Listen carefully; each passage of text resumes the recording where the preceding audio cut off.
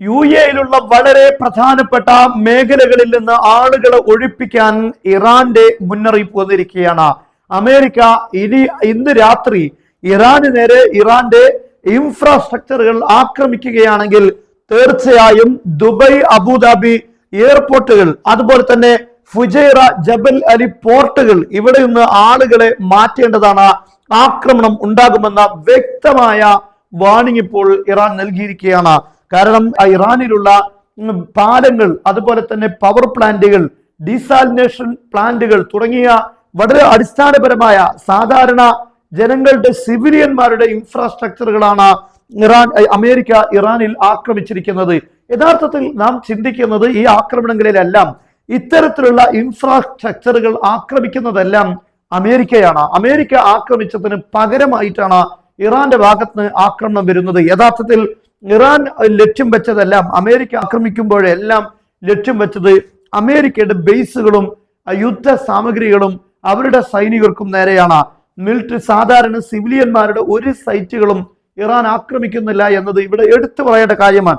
അതേ സമയത്ത് അമേരിക്ക ഇത്തരത്തിലുള്ള ആക്രമണം നടത്തുമ്പോൾ അതിന് തിരിച്ചടിയായി മാത്രമാണ് ഇറാന്റെ ഭാഗത്ത് അത്തരം ഒരു നീക്കം വരുന്നത്. എന്തുകൊണ്ടാണ് അമേരിക്കയും ഇസ്രയേലും ഒക്കെ ഒരു രാഷ്ട്രത്തിൽ എന്തെങ്കിലുമൊക്കെ കാരണം പറഞ്ഞാണെങ്കിലും യുദ്ധം ചെയ്യുമ്പോൾ അവിടെയുള്ള സിവിലിയന്മാരെയും ആശുപത്രികൾ, പാലങ്ങൾ തുടങ്ങിയിട്ടുള്ള സാധാരണ ജനങ്ങളുടെ അടിസ്ഥാന സൗകര്യങ്ങൾ, സാമ്പത്തിക സോഴ്സുകൾ ഇതൊക്കെ ആക്രമിക്കുന്നത്? യഥാർത്ഥത്തിൽ ഇതൊരു തീവ്രവാദത്തിന്റെ അല്ലെങ്കിൽ ഒരു മനുഷ്യത്വരഹിതമായ നീക്കമാണ് ഇവിടെയൊക്കെ നമുക്ക് കാണാൻ സാധിക്കുന്നത്. അത് അവരുടെയൊക്കെ ബ്രിട്ടന്റെയും അതുപോലെ തന്നെ അവരുടെയൊക്കെ ചരിത്രങ്ങൾ, ഹിസ്റ്ററി പരിശോധിച്ചാൽ തന്നെ കൂടുതലായി നമുക്ക് കാണാൻ സാധിക്കും. എന്തായാലും യുദ്ധം അത് സ്വാഭാവികമായും ചില അനിവാര്യ ഘട്ടങ്ങളിൽ ഉണ്ടാകാം. പക്ഷെ ഉണ്ടാകുമ്പോൾ ആ യുദ്ധത്തിൽ ഒരു ലക്ഷ്യമുണ്ടായിരിക്കണം. ആ ലക്ഷ്യത്തിന് വേണ്ടിയായിരിക്കണം ആക്രമണം നടത്തേണ്ടത്. അതല്ലാതെ ഒരു രാഷ്ട്രത്തെ തകർക്കുക, ആ രാഷ്ട്രത്തിന്റെ സാമ്പത്തിക സംവിധാനങ്ങളെയും അവിടുത്തെ ജനങ്ങളുടെ ജീവിതവും ദുസ്സഹമാക്കുന്ന രീതിയിലുള്ള ആക്രമണങ്ങൾ ഒരിക്കലും ശരിയല്ല. ഇപ്പോൾ ദുബായ് എന്ന് പറയുന്ന വളരെ സമാധാനത്തോടെ നിൽക്കുന്ന ഒരു രാഷ്ട്രം, ഈ രാഷ്ട്രത്തിന്റെ സമാധാനവും അവിടുത്തെ സുരക്ഷയും നഷ്ടപ്പെടുത്തുന്നത് അമേരിക്കയുടെ ഇത്തരത്തിലുള്ള ആക്രമണങ്ങളാണ്.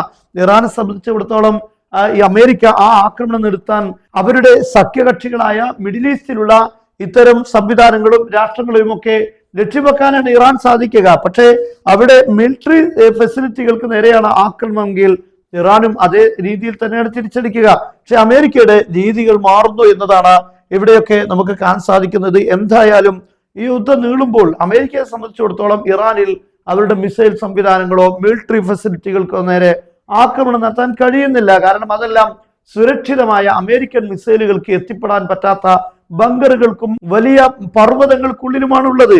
അതുകൊണ്ട് അവിടെയുള്ള മറ്റുള്ള ലക്ഷ്യങ്ങളെയൊക്കെ ആക്രമിച്ച് തീർക്കുക എന്നതാണ് അമേരിക്ക ചെയ്യുന്നത്. അതിലൂടെ ഉണ്ടാകുന്നത് വലിയ രൂപത്തിലുള്ള പ്രതിസന്ധിയാണ് മേഖലയിൽ. എന്തായാലും ഈ യുദ്ധം നീണ്ടുപോയാൽ ഇത്തരത്തിലുള്ള ഗുരുതരമായ പ്രത്യാഘാതങ്ങളാണ് ഈ മേഖലയിലുള്ള രാഷ്ട്രങ്ങളിലെല്ലാം ഉണ്ടായിക്കൊണ്ടിരിക്കുന്നത് എന്നതാണ് നമ്മളെ ആശങ്കപ്പെടുത്തുന്ന കാര്യം.